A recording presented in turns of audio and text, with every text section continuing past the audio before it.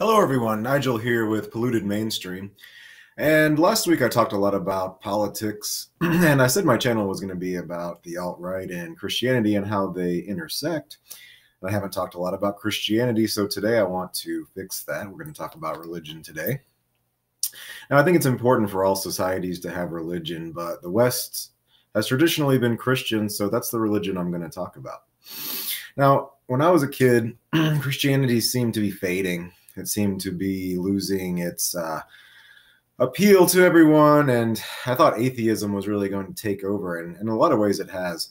My parents were avowed atheists, and they taught me to be skeptical of religion, and so I was.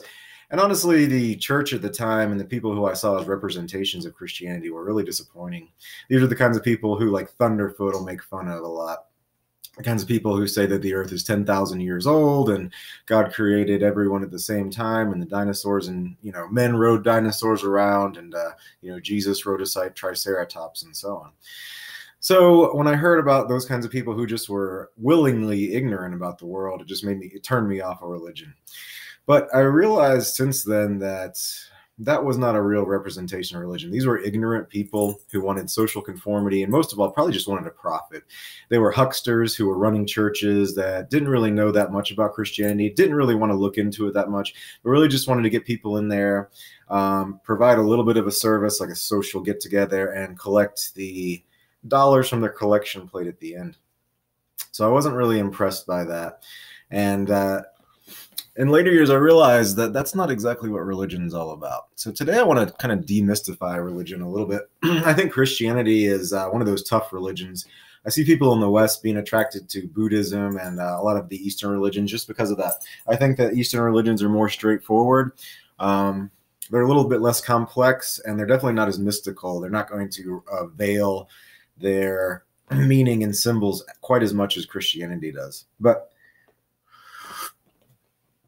there's advantages and disadvantages to that. When you tell someone something straightforward, I think it has a little bit less meaning than if you say it as a metaphor, which they have to think about a little bit harder, and ultimately it's a little more powerful.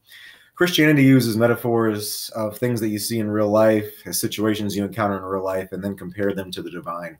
And I know it's a little bit hard to make those interpretations sometimes, especially if you have a church that doesn't care to help you, doesn't even care to know themselves how to interpret their own spiritual texts.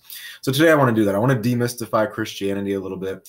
And really, it's not going to be that complex. I'm going to explain it very simply, just the basic principles of religion and Christianity specifically. And then we can go from there in later videos. I really want to bring Christianity and religion into my YouTube channel. So this will be the introduction to that. So there's three things that I really want to talk about today, three basic principles I think everybody should kind of get before they can talk about religion or think about it in the right way. The first one is religion itself. So what is religion? Well, it occurs to me that religion is a life cult. So most living things desire to reproduce. They want to flourish, and they want to see progeny. They want to be the ancestors of a much larger and more powerful, or just spiritually powerful at the very least, set of beings. So religion is just that. It's a life cult. Everyone mostly participates in it. There is something called a death drive, which I think is the opposite of what religion serves, which is the life drive. And there's people who engage in that. I think more and more people these days, you'll see like death cults form. And when I say death cult, I mean like not in the strictest sense, like, people who are sacrificing children or something like that, but just people who want to bring down civilization, like anarchists, for example, or what I would consider a modern day death cult. They don't want to build a society that'll lead to more prosperity and peace. They want to tear it down. And they'll say that they want to do that in the service of humanity, but it's clear that they don't want to do that. So if you're engaging in religion, you're engaging in an activity that leads to more life, more prosperity, the expansion of life. And ultimately, religion is going somewhere. It's not just more life just for the sake of life. It is going somewhere. I'm going to talk about where it's going in a little bit, but just the basic understanding of religion is not just a social club. It's not a meaningless activity to engage in, but it is the expansion of life. If you're somebody who wants to have children, produce a productive society, then religion is for you. So I think religion is really important. I think the importance of it has been underemphasized as of late, but I think that's really to do mostly with the boomers, the baby boomers, who had everything given to them. They had this great society and they took it for granted. They didn't teach their children how to maintain it, and here we are. The next thing I want to talk about is God. What is God? So God, I think, is, well, I'm a big fan of Jung, or Jung, however you pronounce it, and his theory of collective unconsciousness and the archetypes. And I think that fits in really well to explain religion in a modern day sense. So I think God represents the collective unconsciousness, not just of humanity, but of all life itself. So ever since life began, which I don't think it began on this planet, I think there was the building blocks of life everywhere in the cosmos. So in the Bible, it says, let there be light. And I think when you take that literally, it really doesn't mean anything. It's like God flips on a light switch. Some man who's in like a dark, empty universe flips on a light switch. And I think that that's, a lot of the reason why Christianity is made fun of, because people take it literally. It's ridiculous. And so they just dismiss it. But let there be light to me means the turning on of consciousness. It's when consciousness began in the universe. And maybe it didn't actually begin. Maybe it's a timeless thing that we can't really comprehend because we think of things in terms of beginnings and endings. But that is exactly what it is. God is this unending stream of consciousness that began at some time, or began has been ever present. But certainly ever since life forms began to appear and evolve, God has been evolving as well. See, the thing is that when you're trying to create a life cult, when you're trying to create success, productivity, fecundity of your offspring, then you're not always going to be doing the same things. And that's why life has evolved in so many different ways. DNA records those things. It records the story of every animal that's ever lived. You see, when animals observe other animals or themselves making good choices, making productive choices, making choices that lead them to have greater offspring, that gets recorded in their DNA. Their DNA mutates to fit the surroundings and create a more, I don't want to say superior, but a more adaptive organism that can have more offspring. And that DNA through time that's evolved, recorded the history, that is God, I think. We can all access it because we all have it within us. And we can all, if we try and we concentrate, we can see what it's trying to tell us. We can see that if we indeed embrace the values of the life cult, we can take lessons from that God. Just by, they call it prayer, but I think meditation is another good word. You'll be guided by your own spirit, which is encoded within you, I think, in DNA. But maybe, I don't think it's just DNA. I think it's something else. There's something divine there that informs the DNA. So that's God. And they even say so much in the Bible. They call it the Father. Ancient, more tribal cultures would call it like the ancestors.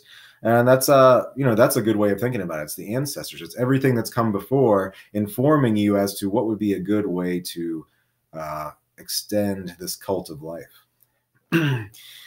So it's important to not, people in the alt-right, even like alternate hypothesis, will say that they're about atheist. Richard Spencer also.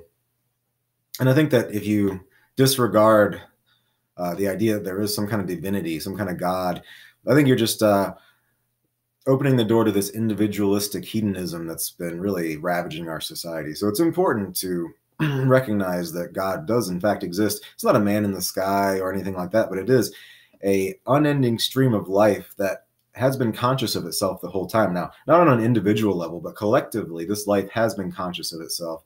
It's been figuring out what it needs to do to procreate in the most efficient ways, and it will tell you if you tune into it, and you can tune into it. Now, the third thing I want to talk about, the last thing I want to talk about today is Jesus. Alternate hypothesis, he'll be fond of saying, well, if you want to believe that a Arab Jew from the first century knew all the secrets of the world, then go ahead. It's just not for me. Well, that's not exactly what it's about. I don't think many people, when they think of Jesus, and anyways, serious religious people, they don't think of an Arab Jew 2,000 years ago. I think they think of something that's much more personal to them. And you can see this in like religious art.